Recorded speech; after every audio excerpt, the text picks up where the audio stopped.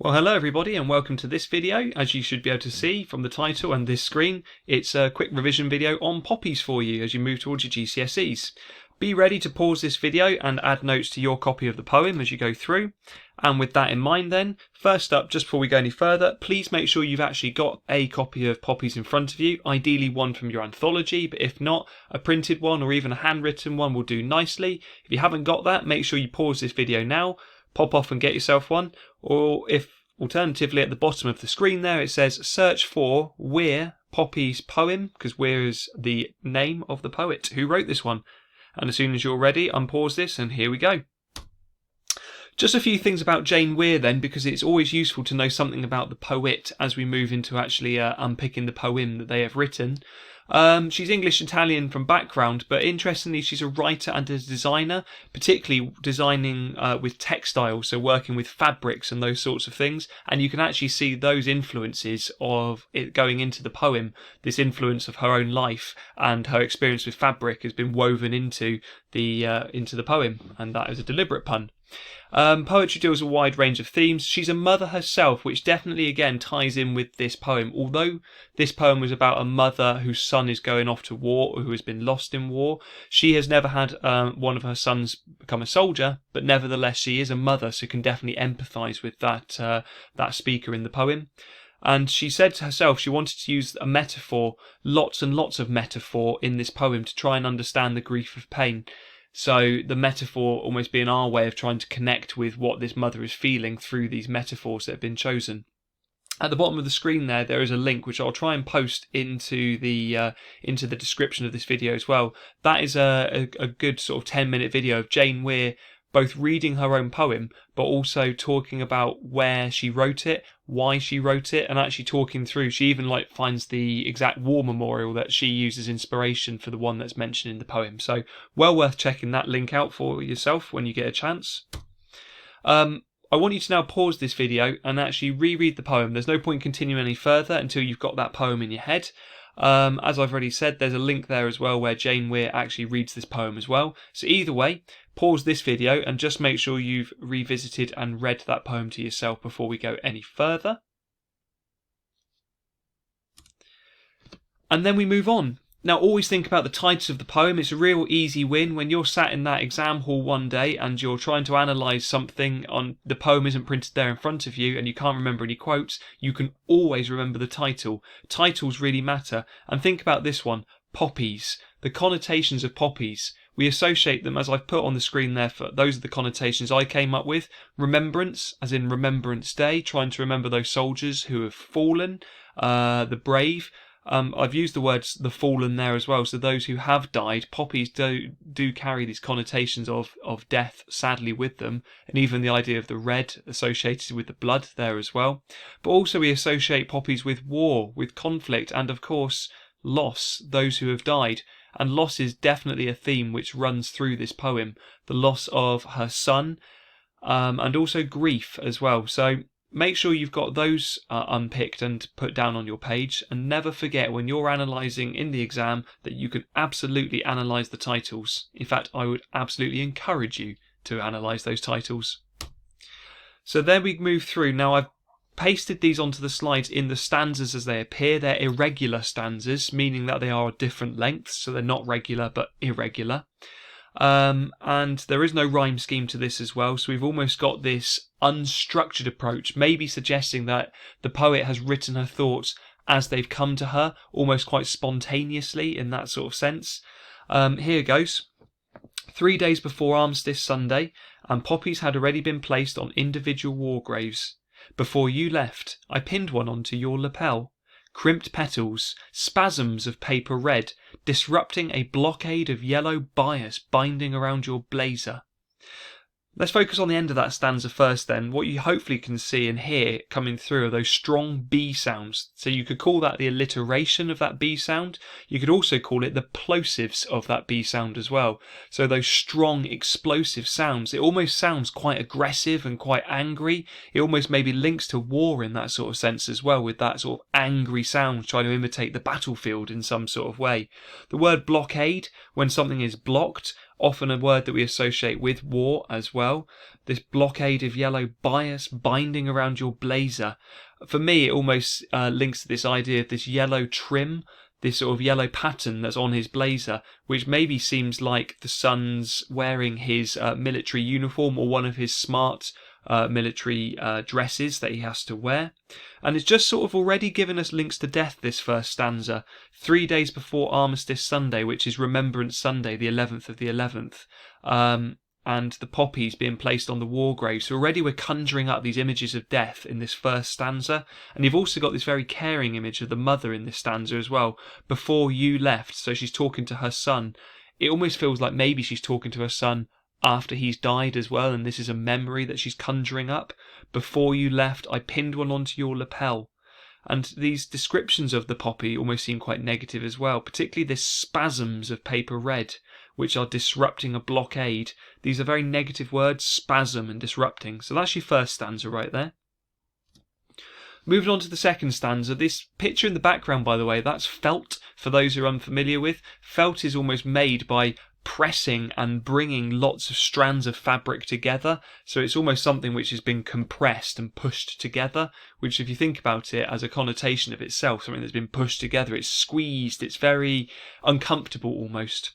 The next stanza reads, sellotape bandaged around my hand, I rounded up as many white cat hairs as I could, smoothed down your shirt's upturned collar, steeled the softening of my face. I wanted to graze my nose across the tip of your nose, play at being Eskimos like we did when you were little. I resisted the impulse to run my fingers through the gelled blackthorns of your hair. All my words flattened, rolled, turned into felt. So let's go from the top again. She's got sellotape quite literally bandaged, wrapped around her hand, bandaged around her hand, so the sticky side is outwards, and she's using it to take and remove cat hairs and any other bits off his blazer to try and make him look smarter. But it's interesting, that's a very caring bit of imagery going on there, but also what you've got there is the word bandaged really sticks out there as well, like a very negative connotation. We associate it with hurt and pain. She's doing all these caring things, smooth down his shirt's upturned collar. She steals the softening of her face. Steel, something that's very strong. She's almost trying to make her face not show her emotion, not betray how she's really feeling inside. She's almost trying to let him be the adult that he is in this situation and not to over-mother him too much. She goes on to say she wanted to graze her nose across the tip of your nose, like rubbing noses together, which is called an Eskimo kiss, which is why you see that reference to Eskimos there.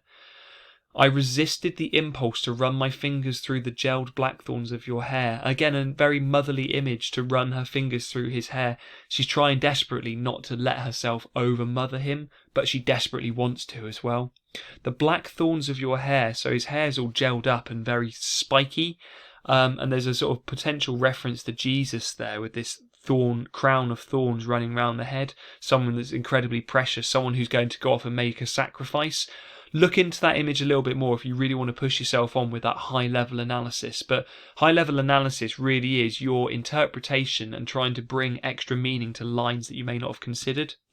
There's the reference in the final sentence, of the images linked with fabrics and textiles, and that line runs into the next stanza. So where it ends with felt there, deliberately it spills over with that enjambment running into the next line.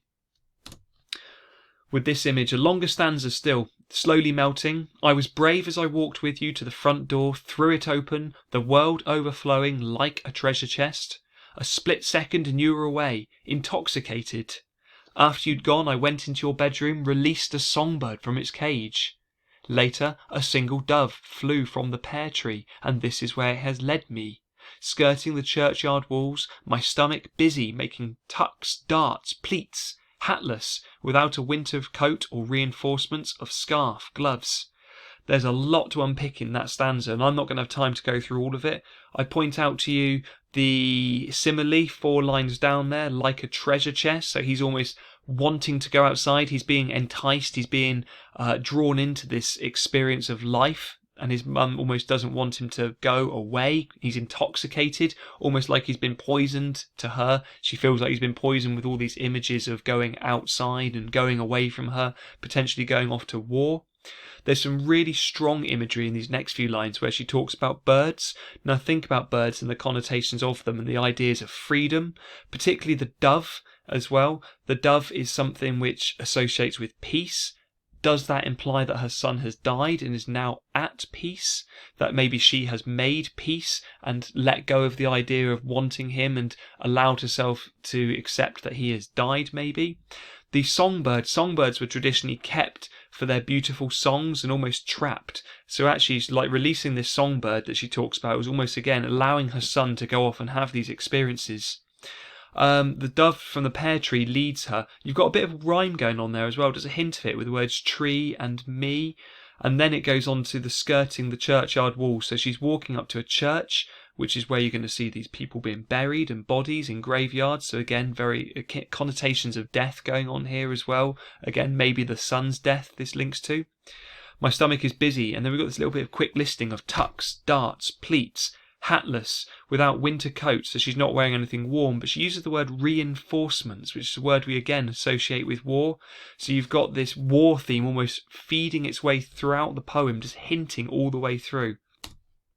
Before we reach the final stanza, on reaching the top of the hill, I traced the inscriptions on the war memorial, leaned against it like a wishbone, the dove pulled freely against the sky, an ornamental stitch. I listened, hoping to hear your playground voice catching on the wind.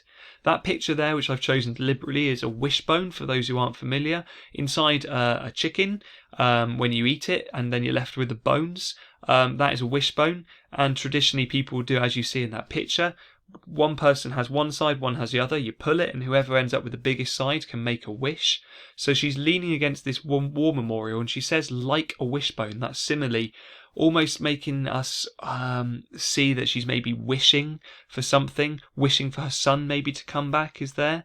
This dove is mentioned again, the idea of pulling freely against the sky. So it's again this idea of freedom. The playground voice for me is one of the most memorable lines in this poem as well, because, and it's worth watching Jane Weir talk about that idea as well, but hearing this, the voice, the lost voice of her son, the memory she has of him when he was younger, his playground voice in the distance, it's very sad as an image as well. Now, I've often taught this poem as being quite ambiguous and unclear as to whether the son has died, but the more I teach it, quite honestly, the more I see that he almost certainly is dead, and this is mum remembering it. So it's a poem which deals with the themes of loss and grief, certainly, and hopefully you've seen that. I'd really point out the imagery, something I forgot to talk about earlier as well. Watch out for the sibilance, lots of S sounds coming through as well. Now, I've mentioned this in other poems as well, but S sounds traditionally, sibilance is very soft and soothing, but often it's used to juxtapose actually, so we've maybe got soothing images which contrast with her true feelings. So it's quite an interesting idea using sibilance for such a violent topic. Worth pausing these. I'm not going to have time to talk all of them through for you, but questions which will help you annotate and revisit bits of your poem. Number 2, I mentioned a minute ago with the alliteration, but the sibilance as well. Think about what that does to the tone. Lots of other questions there for you to deal with, but particularly the idea of conflict here as well. Always try and link these poems back to how they represent the idea of conflict and who that conflict is between, and also the idea of power is another one you can consider as well. And then finally, once you've paused that and had a go at those questions, finally for you, having a go at this question. How does Weir explore feelings of loss in her poem? So remember how, whenever you see that trigger word of how, it means what methods is the writer using. So what methods does Weir use to explore feelings of loss? There are feelings of loss. What methods show those feelings of loss?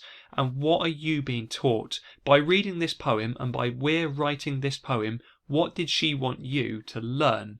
What did she want to teach you about?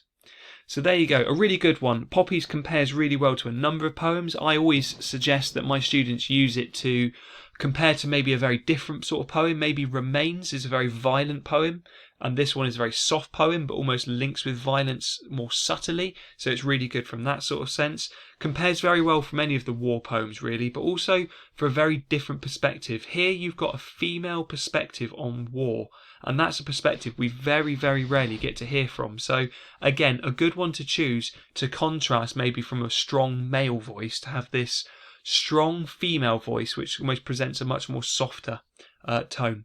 But there you go. I wish you the very best of luck when it comes to your exams, and see you next time for another video. Bye bye.